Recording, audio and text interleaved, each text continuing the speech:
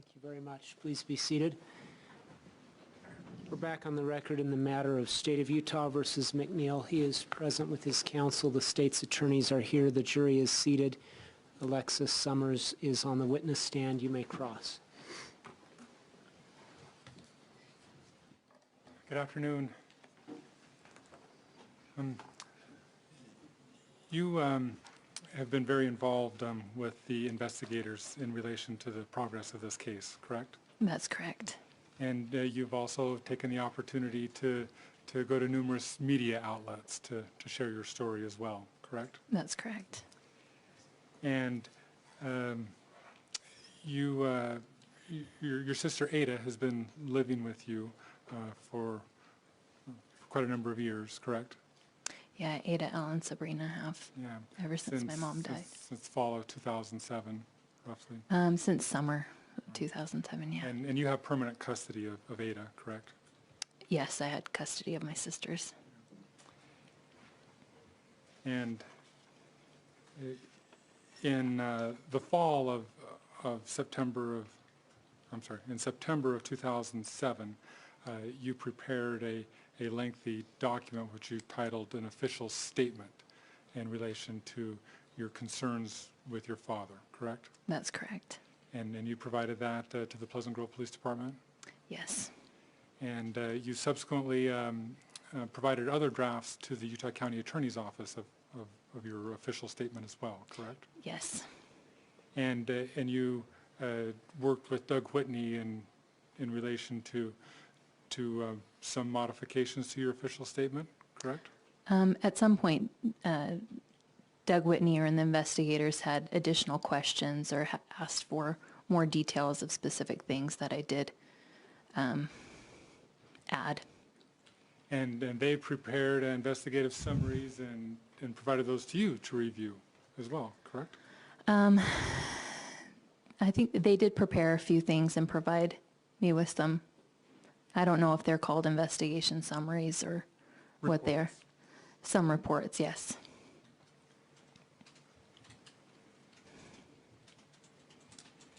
You also communicated with the investigators numerous times by email, correct? That's correct.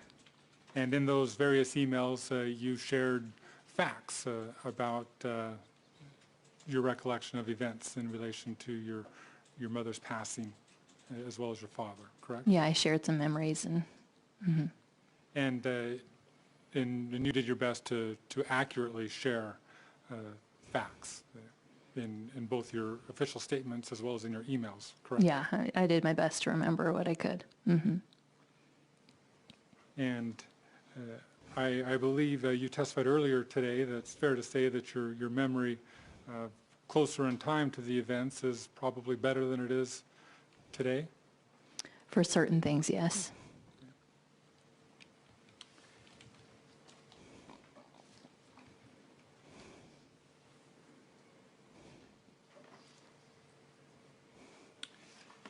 And I provided some documents up there to try and make this process go as quickly as possible. Okay. You'll see some transcripts.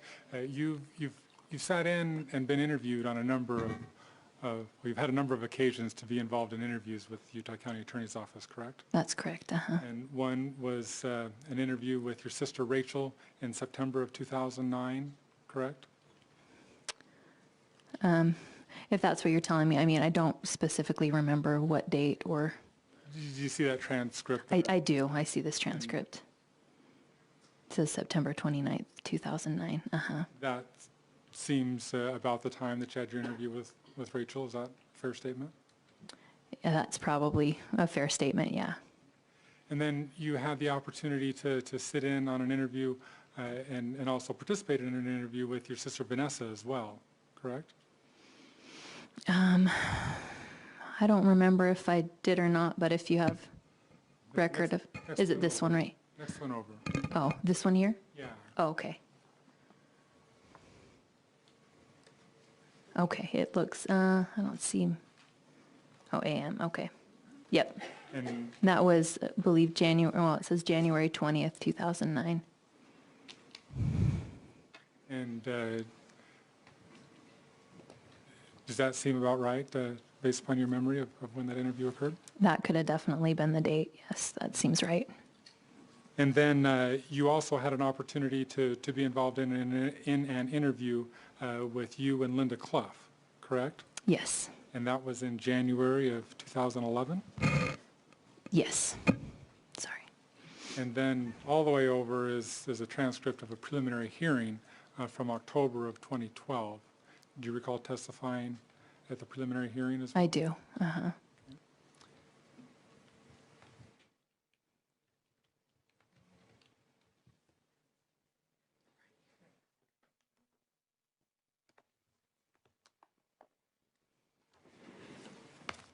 Then there's a binder right next to you that has pieces of these records as well as other emails and such that we'll refer to and try and make Okay. our discussion as efficient Okay. as possible. If there's any record I refer to that's not clear to you, please let me know. Okay. And if any of the pieces in there seem to be confusing for any reason, let me know and I can get you the entire official statement or Okay. whatever. Okay.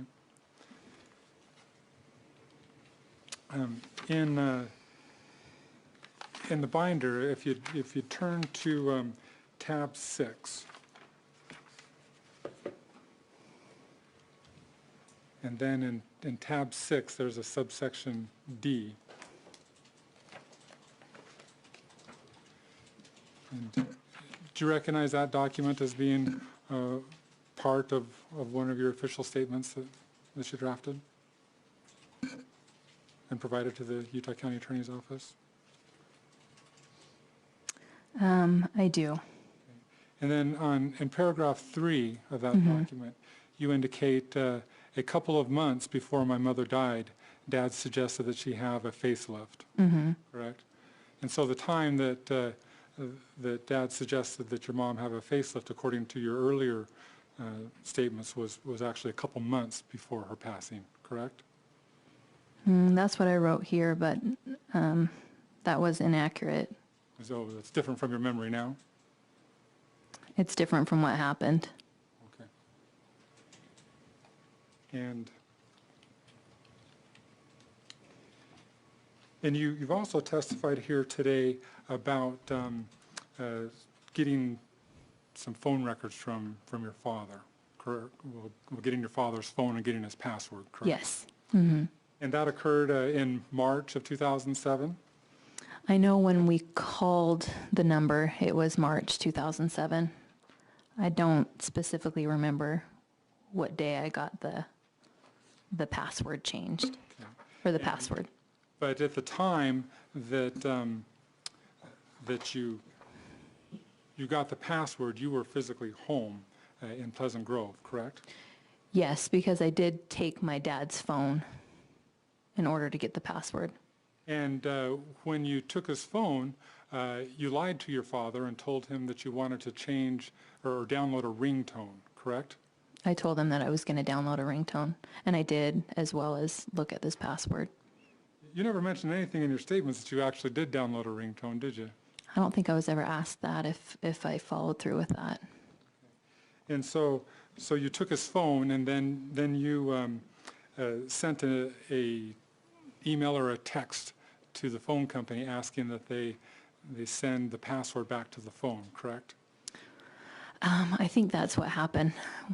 And then once you got the password, you deleted either the email or the text so that your father wouldn't know what you had been doing with his phone, correct? I don't remember. And let's see, if you turn to tab 7.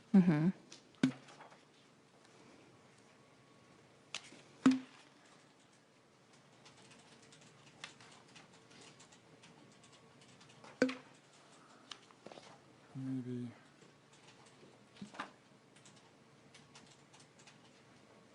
7D. Is that an email that you sent to Doug Whitney on September 21st of 2008?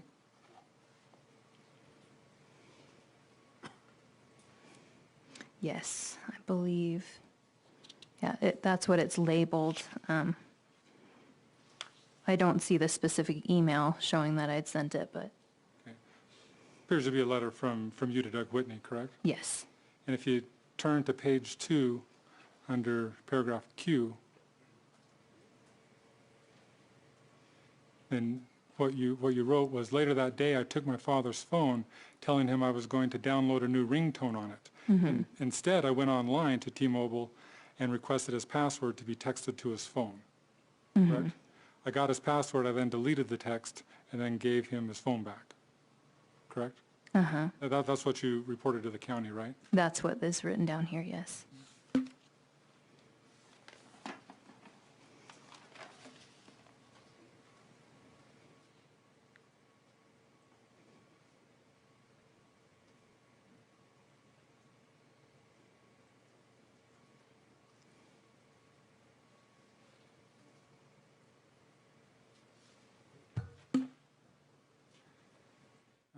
If you turn to tab 9, you recall talking with Doug Whitney about medications that your father asked Dr. Thompson to prescribe?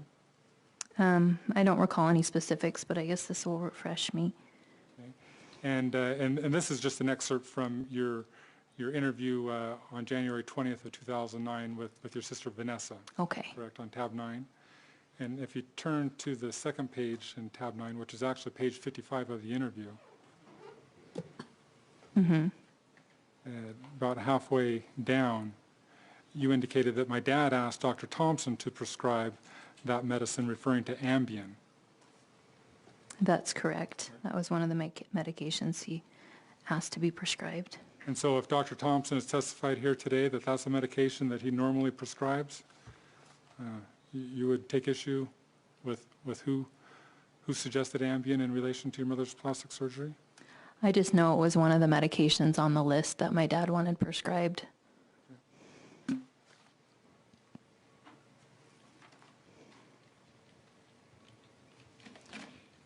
In your original official statement, you didn't say anything about a list of medications, correct? A list of medications? That your father supposedly gave to Dr. Thompson. I don't know. I'd have to go through that. It was kind of more of a summary. It didn't have the full detail of everything.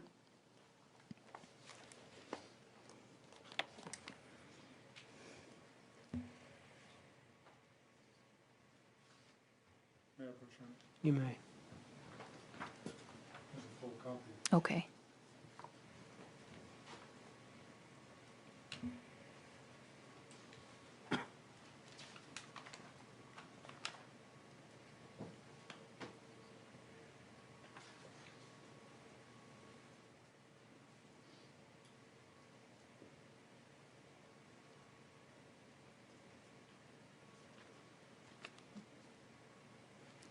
I mean, did you want me to go through the full? If you want to look through the part where you talk about Dr. Thompson, there's nowhere in here where you say that your father gave him a list of medications to prescribe. Well, and he didn't give him a list, Dr. Thompson a list. He referred to this list that he had created previously.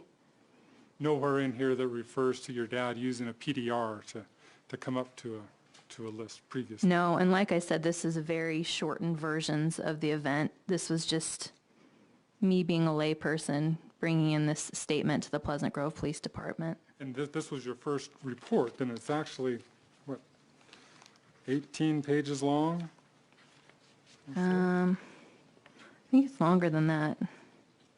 As far as what you write, Oh. not documents that you have attached. Yeah, but I put a lot of other information that found out about my father Yeah. in You with didn't it. put anything in here about the PDR or this list of medications, that you reported that sometime later, right? I don't know how much later, but I know it was, I don't think it was too much.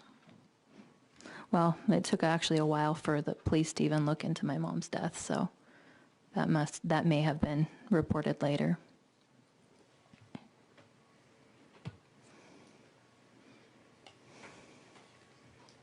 Can I put this right here, or do I need it? Yeah, yeah. Is that okay right there? Yeah. Okay.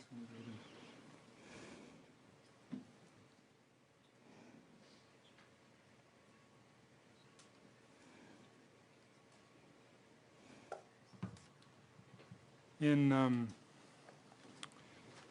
the September 2009 interview with you and Rachel, you also discussed the trip up to the preoperative appointment with Dr. Thompson that you were involved in, correct? You'd have to tell me, I'm sure you'll tell me what page. Yeah, you want to turn to page 36? Okay, thanks. Of 36 of what, Of the interview with Rachel. which tab would that be on? I'm sorry, that one's not in a tab, that's in the... Oh, it's just in this one, okay. Page 36.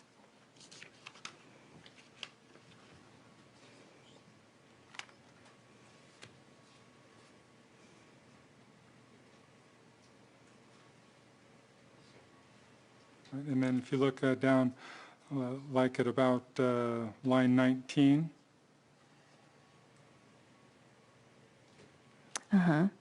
Then what you said your dad said to your mom was that, no, you have to have it done now. I'm so busy at work and Alexis is here. She can take care of you during her spring break. Correct?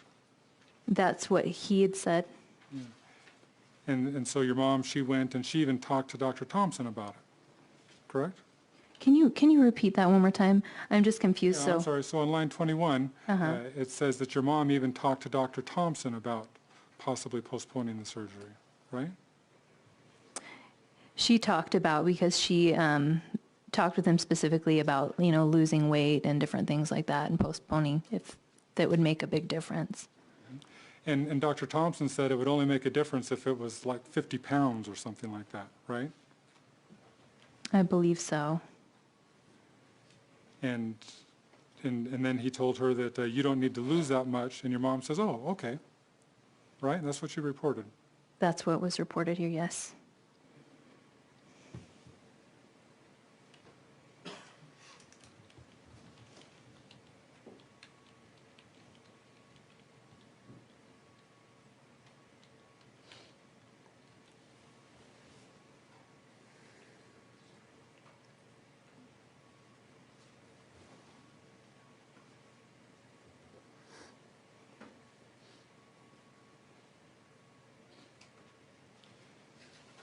Now, you spent some time talking today about this issue that I'll describe as the over-medication claim.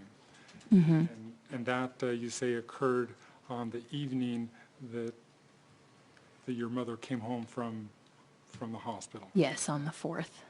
And you've discussed the Zyrtec notebook. They're correct, Mayor Pro Tem? You may.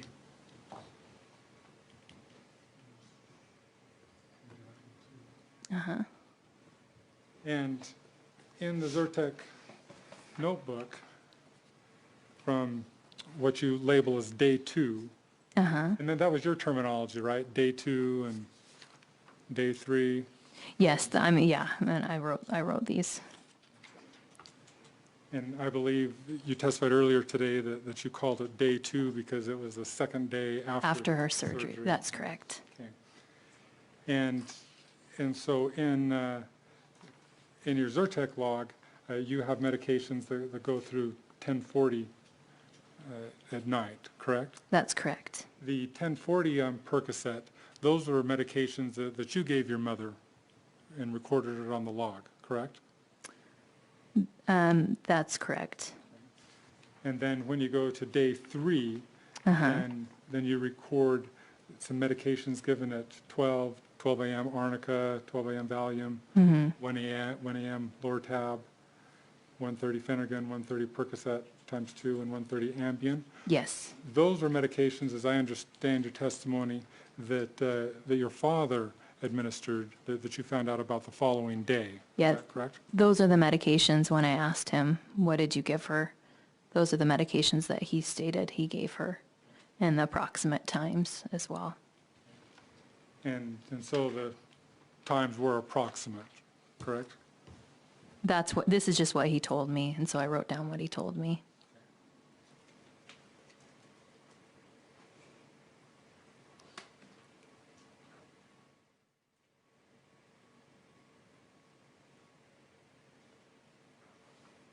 In your official statement, you noted, and this excerpt is in tab 11A. Leave that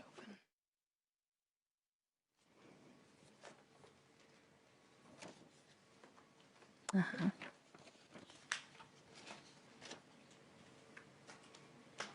And so you noted there in paragraph 6 that it took the whole day for your mother to become lucid, correct? To become fully lucid, yes. You don't say fully, you just say lucid, right? Yeah, I just said it took the whole day for her to become lucid. Right.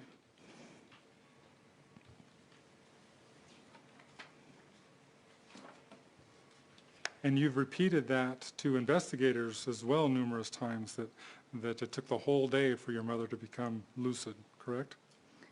Yes.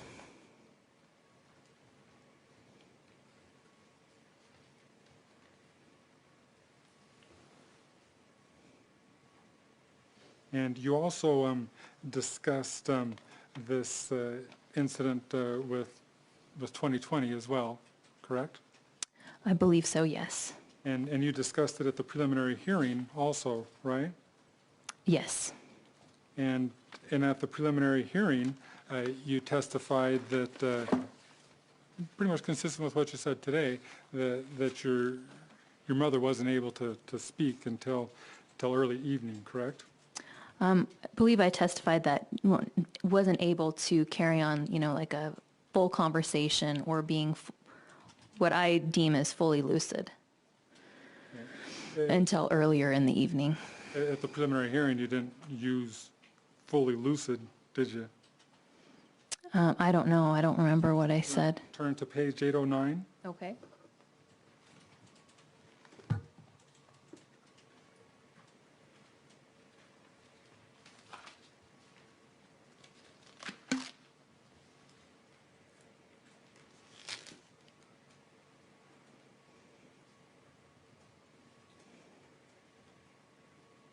And there you see that you're asked the question, when was she able to have a conversation with you?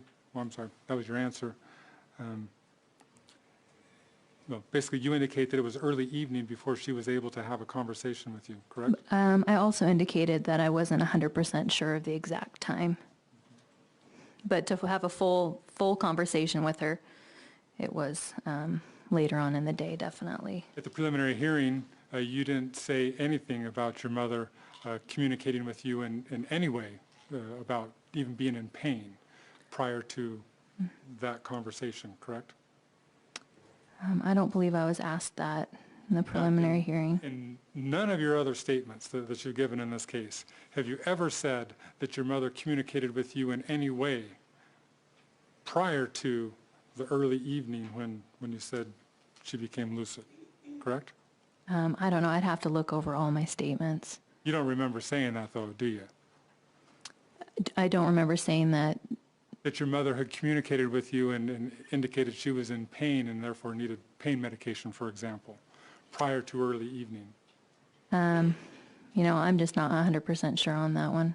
My point is, up until today, you've never said anything other than it was early evening before your mother came out of this, what you've described as a semi-comatose state, correct? I just don't know if I was ever asked that specifically. And you never volunteered it, correct? I'm only told to answer, the question that I'm given. But you've written the story many times, correct? A story or? Your recitation of events, we'll call it. I'm sorry, I didn't mean to imply story per se. Okay. Yeah, I mean, I've given several statements to law enforcement, and I have been interviewed in the past. And today is the first time that you've ever indicated that your mother communicated with you perhaps as early as 2:45 and indicated she was in pain, correct? You know, I just don't remember what I've said in every specific correspondence with investigators at this time.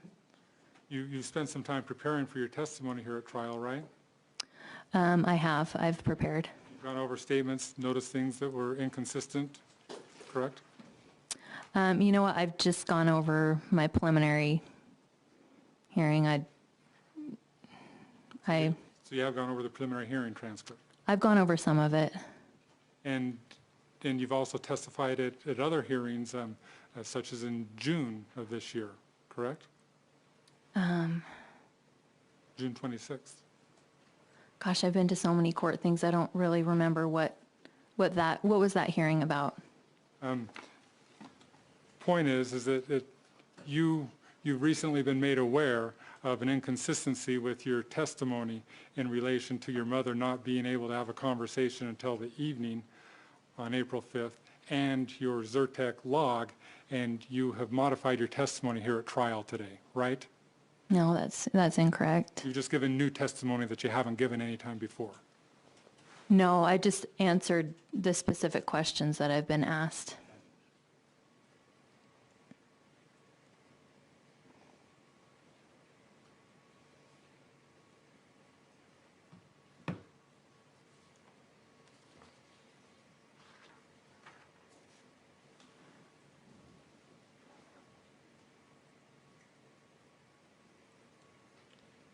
On page 810 of the preliminary hearing,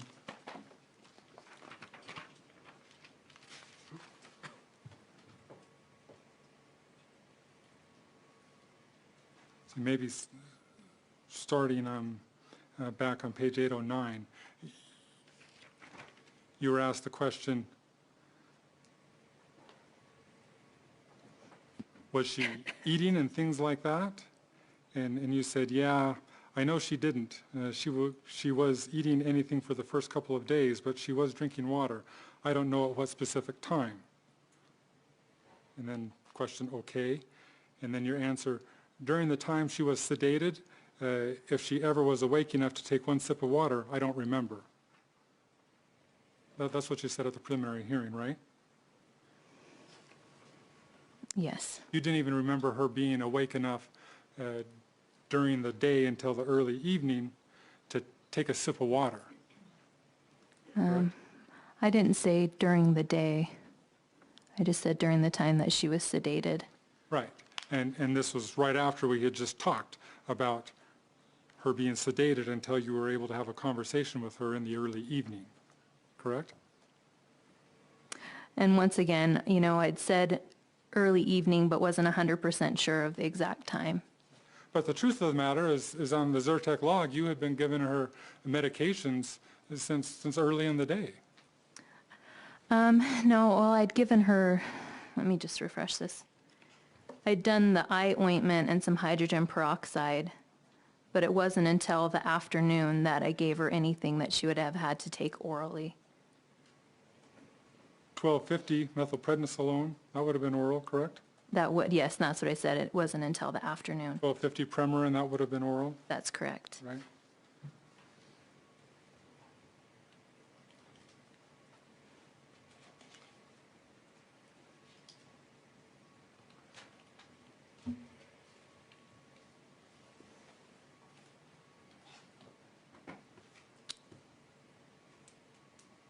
And do you recall telling 2020 in that interview that when you went in and found your mother on the morning of April 5th in a sedated state, that she was able to communicate to you what occurred?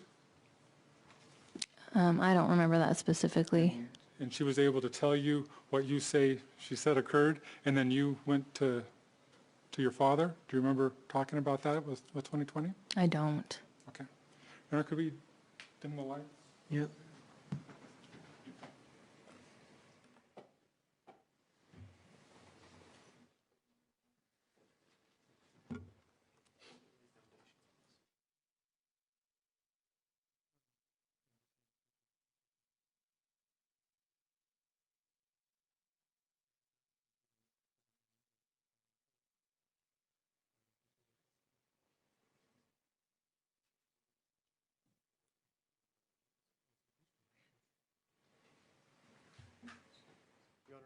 I'm going to object because if he's going to impeach her with this, we don't even know what it is. Hasn't been explained to the witness. Doesn't need to be shown to her, does it? What's that? He doesn't need to show it to her first. I don't think he can show it to the jury. It's impeachment information, Your Honor. Overruled, he may use it. It's an inconsistent statement. The rule in Queen's case has been abolished by rule.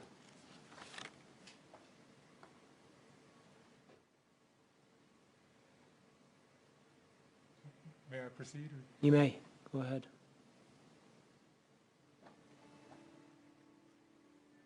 You say that the next morning when you saw your mom, she was heavily medicated. She was completely sedated and out of it. And she said, Alexis, you know, your dad, he just kept giving me medicines.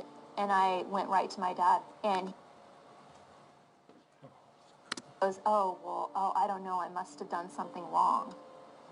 And he said, oh, and your mother threw up. So then I gave her more medicine. I said, Dad, don't give her any more medicine. I'm going to take over.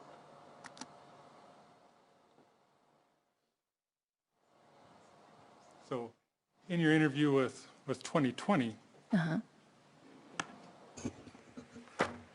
what you said is that you came in and found your mother on the morning of April 5th, and she told you that, and you found her sedated, and she told you that your dad kept giving her medication, and so then you went to talk to your dad, right? It was, so when I went in this morning, when I went in the morning, she was sedated. I did not say in that 2020 interview what time she came to and was talking to me. No, but what you said is that she told you that your dad had kept giving her medications, and so then you went to talk to your dad. That's what you said in that interview, right? Yeah, but it wasn't, that's not accurate. I went to my father first because my mom was sedated.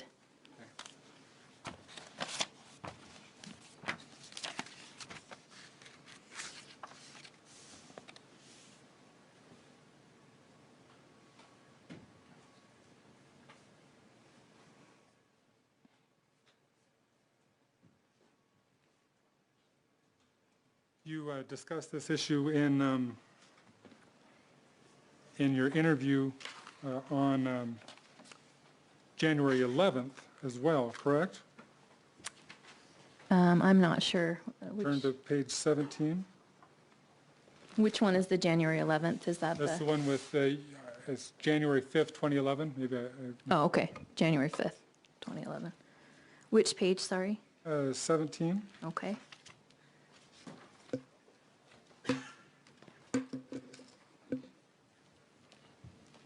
And in line 263, you said, it took pretty much the whole day for her to come to, correct? Yes. Line 366, you said you didn't leave her side, correct? Say that one more time. Line 360. 366? Uh-huh. You said you didn't leave her side, correct? Yes. Wait, let me just read. 368, you said you stayed right by her the whole day, right? Yes.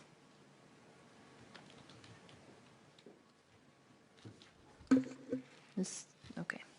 And then the investigator asked, I mean, she could not get up and go to the bathroom by herself? And you queried, on that morning? And they said, that morning. And you said, no. Right? Yes, on that morning she could not.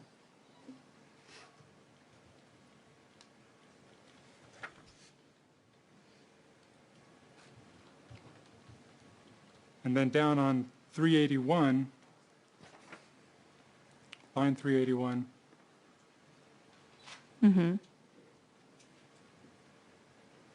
I'm sorry, maybe let's start on 379. Yes. Or maybe let's go to 377. The question was asked, what would have been her response? And you said, no, she couldn't. I mean, I was shaking her to wake her up, and she wouldn't wake up. She was not, you know, it was hours and hours later that she was finally coming to. That's what you said, right? Yeah, and that's correct. It was hours later. And then you were queried, she could respond to you a little bit, and you said she'd be kind of moaning a little bit. And this was the first thing in the morning when I went in. Okay. 384, you said she wasn't coherent, right? She was not initially when I went in there, definitely not. 388, she wasn't even really moving, right? That's what you said? In your past descriptions of this, what we call the over-medication incident, it was much more profound than what you've described today in court, correct? I don't understand that question. I'll move on.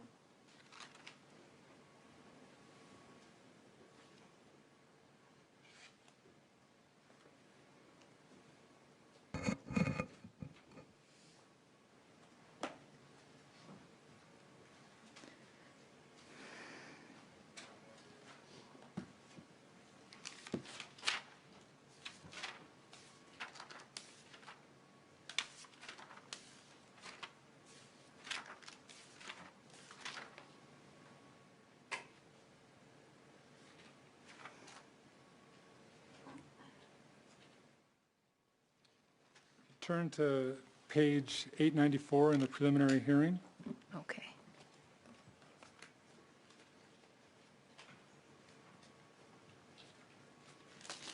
Okay, I'm there. And starting on line 7, you were asked, at some point, did she wake up? And you answered she did, right? Yes. And the question was, to the point where she could communicate with you? And you answered exactly. Yes. And then the question was, what did she tell you? And you said, I asked her what happened. And then you say, Dad, you know, Dad gave you too much medicine. Well, I asked her what happened. And then she was fearful. So at the preliminary hearing, you testified that you're the one that told her that Dad gave her too much medicine, correct? Yeah, well, it was after she had said, your dad kept giving me medication. That's not what you said at the preliminary hearing, though, is it? No, I did mention that as well. Well, what you say here is that you told her Dad gave you too much medicine, and then she was fearful, right? I mean, she was fearful when she was talking to me before that. Okay.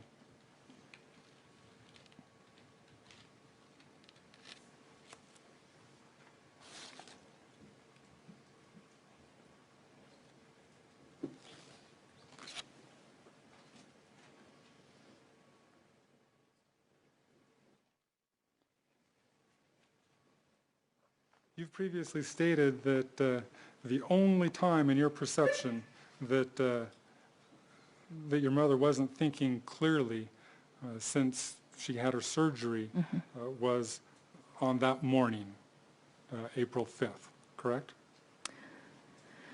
That she wasn't thinking clearly. Right. Yeah, on that morning. Well, right after her surgery, when she was in the post-operative recovery, I did see her there, and she was groggy, but And in your interview on, if you want to turn to page 75 of your January 5th, okay. 2011 interview. The 2011 interview. Okay. 75, did you say? Yes. Okay. Oh, sorry, I keep knocking that.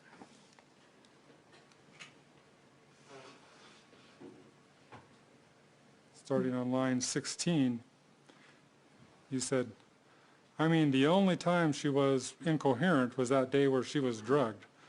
But directly after her surgery, when she woke up from anesthesia, she was thinking clearly. That's what you said, right? Well, after her, so after a surgery, they put you in the recovery room for a little bit of time before they move you to another room. And after that time, she was thinking clearly. So after that time, all the medications that she got in the hospital didn't cause her to not think clearly. Well, she was able to speak with me and, you know, have normal conversations.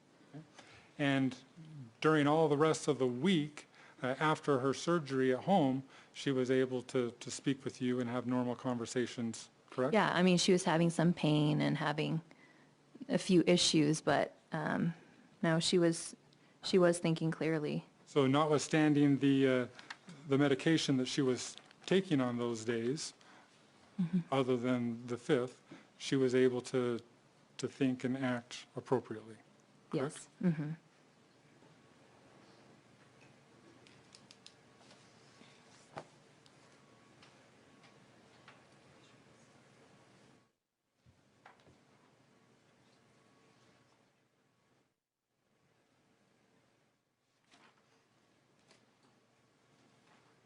Did you leave the house on April 5th? I don't remember leaving the house.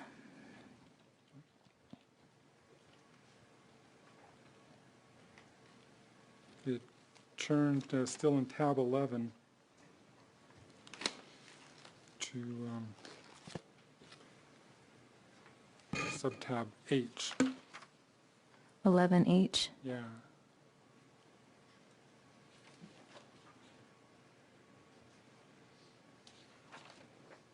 Do you recognize this as being a page from your records, which the your cell phone records, which the prosecution admitted as an exhibit?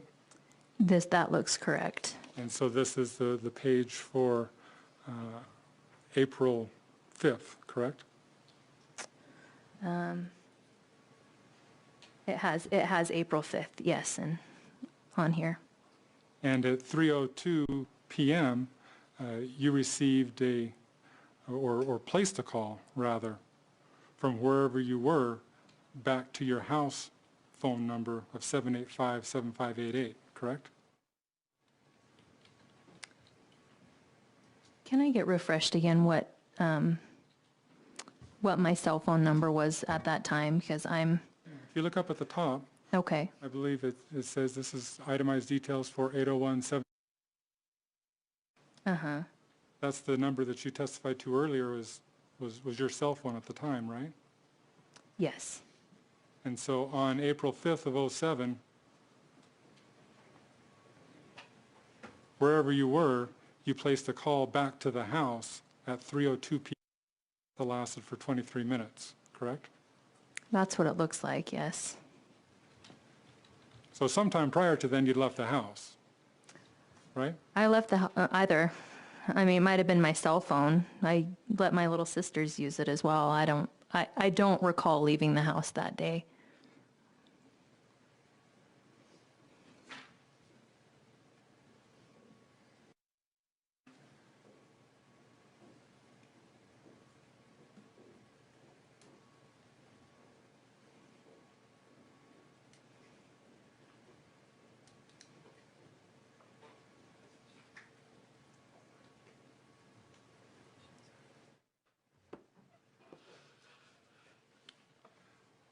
Referring back to the Zyrtec log,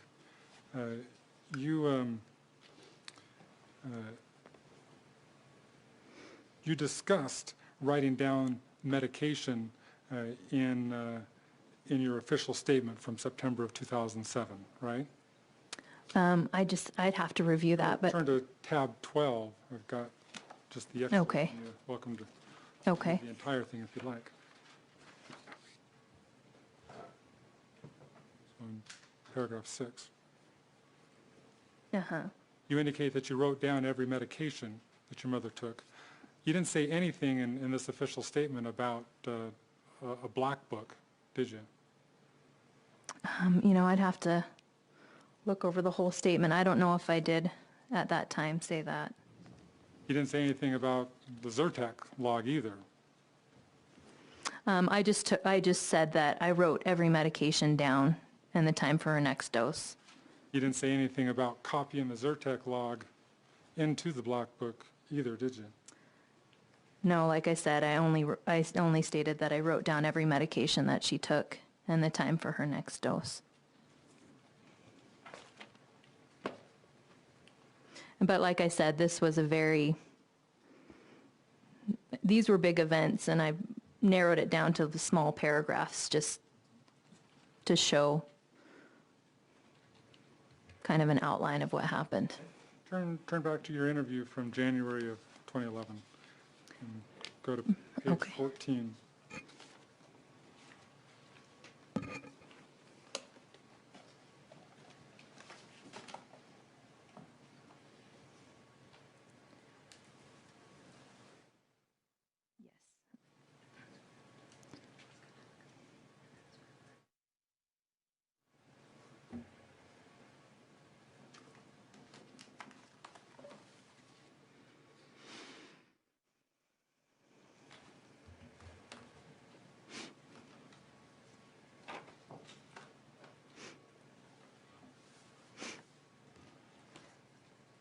So beginning on line 286,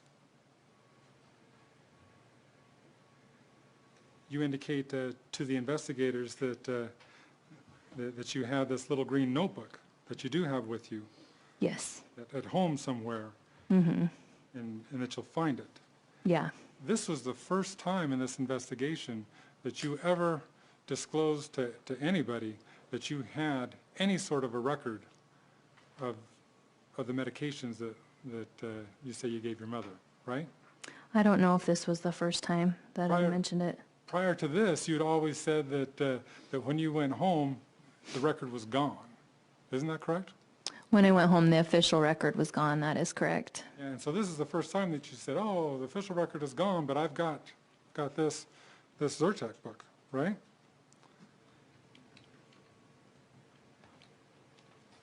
I don't know if this was the first time I'd mentioned that, And Mr. this happened to Spencer. come at a time when your civil suit against your dad in relation to the house wasn't going so well, correct? No, I don't. In fact, you sued your dad to take the family home, correct? No, that's not correct.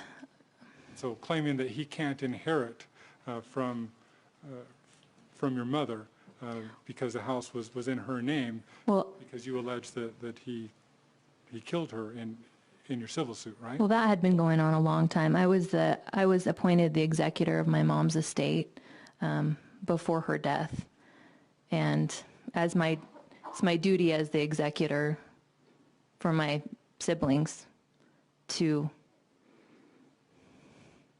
To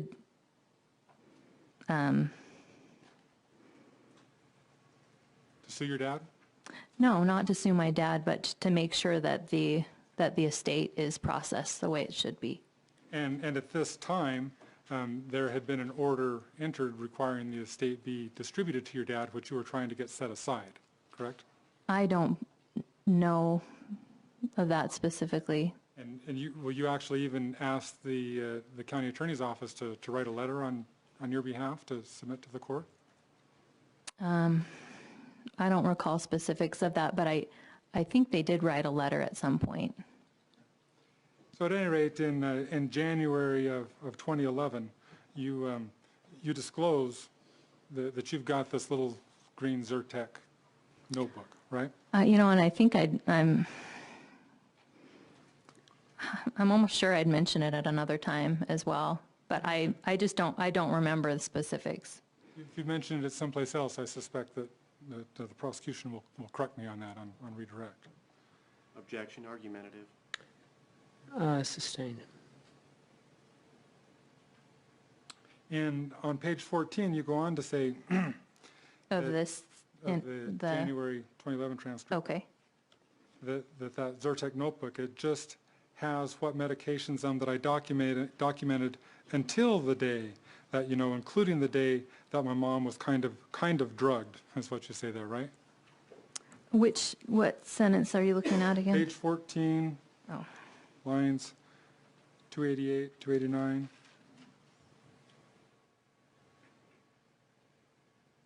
but like I'd said previously in here, that I didn't know where the notebook was at that time, and so I hadn't been able to look at it and refresh my memory. Okay. And so you say that it includes the day that your mom was kind of drugged, but nothing after that, because then I began writing all the rest of it in this black book. You know, and this was years later. I think I forgot that I had written a couple other extra days before I switched to the black book. This is the first time that you've mentioned specifically the black book, too, right? Prior to this, it was always just like you said in your official statement, that you wrote down medication. Yeah, I didn't say what I wrote it down in previously to my recollection, but I may have mentioned that before.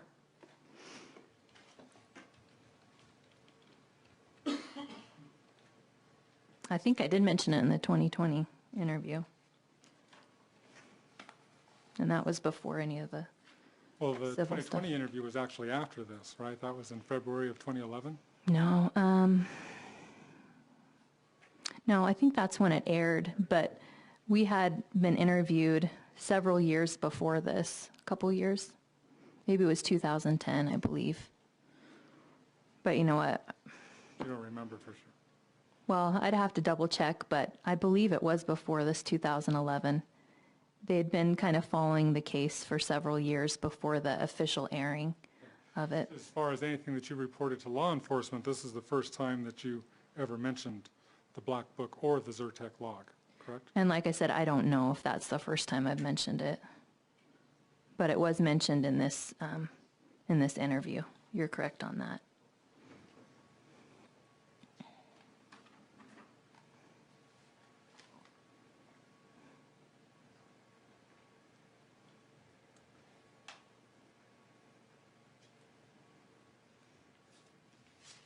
You turn over to page 19.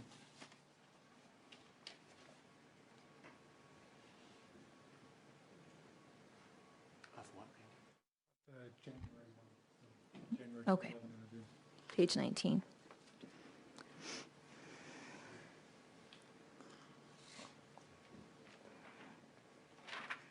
And at the bottom, line 413, you explain that you had kept that log consistent with what you said here today in the top drawer, which is also where you say you kept the little black book, right? See that in 413 and 414? Yeah, I see that, but I want to read a little bit above that to get into context here.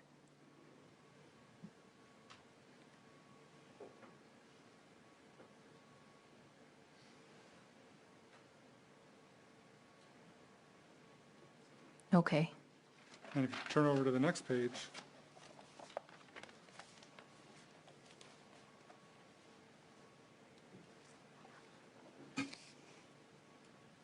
on the next page, you say that you had thrown the little green Zyrtec book into your bag and taken it with you. And that's why you have it, correct? Yes, after my mother died, I did find the little green book. That's not what you say in this interview, though, is it?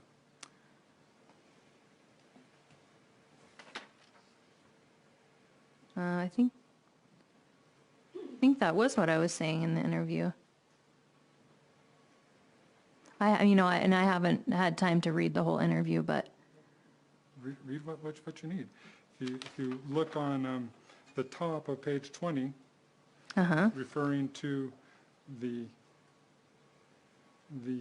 black medication log, logs in the black book, yeah, the investigators asked you the question, and it was gone? And you said, answer, it was gone.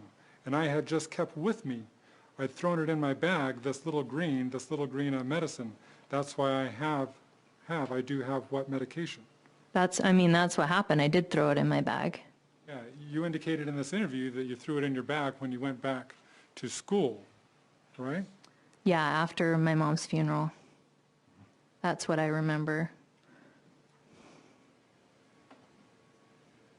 Does it specifically say? You're just not pointing me to any, I just can't.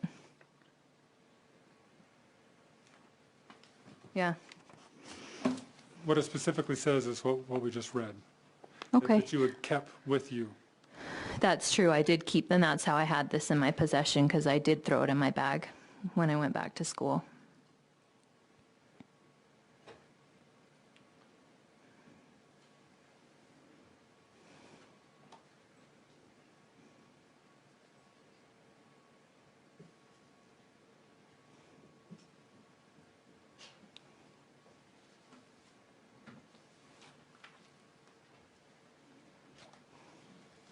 You testified earlier today about the phone conversation with Dr. Fricke on the day after your mother's passing, correct? Correct. And that was done on speakerphone, correct? Yes, And you and your father were there, and Rachel was in and out, correct? that's what I remember. And you asked Dr. Fricke a lot of questions, correct? I don't know. I don't think I asked her a lot of questions.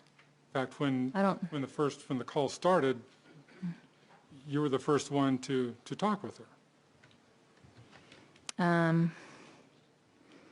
You know, I don't remember being the first one. I know that the phone call was on speakerphone.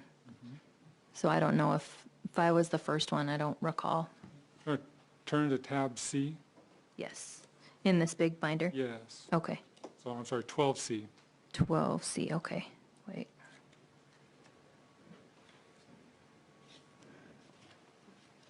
Okay. And so over towards the right, you see the note about, well, first of all, it starts off at the top, MacNeill, Michele, 4/12/07, 1605. Does that sound about right? For when, yes. When it occurred? So, and then it says Alexis' daughter is first-year med student. And that was correct at the time, right? I was a first-year medical student, that's correct. And then goes into narcotic pain meds, Percocet, sparse 3 to 4 times a day. That's correct. And that's something that you would have either told her or agreed with, right? I don't know. I don't remember being the one to first talk with her. I know it was on speakerphone, and my dad said, "My daughter is here in the room. She's a first-year medical student." And then it goes on to say, under the Percocet, dispense times 1 used, right? Yeah, I believe that's what her handwriting says. And second dispense not used. That's, yes. It's consistent with what you recall. I don't know. Facts, right? I don't know what Dr. Fricke was referring to here. Second dispense not used. I don't know what this is her writing. It's under Percocet, right? Yes. It says Percocet sparse 3 to 4/day, but then I don't know dispense time 1 used or second dispense. Okay. Then a couple lines down says had seen mother or MO day before. I think that says had seen MD the day before, Oh, okay. and that would be Dr. Thompson. Down on the very last line, it says family dispensed narcotics until day 6. Day 6, that's your terminology, right? No, that's her terminology. That's what she's writing down. Oh, of course, that's what you wrote down, but you're the one that was using, as you have on your Zyrtec log, day 2, day 3, Well, I think that's a common thing okay? to write down, but I'm Coincidentally, not sure what she's, coincidentally, your Zyrtec log goes up until day 6, recording medications, right? Through day no, 5. it goes up to day 5. exactly, through day 5 until day 6.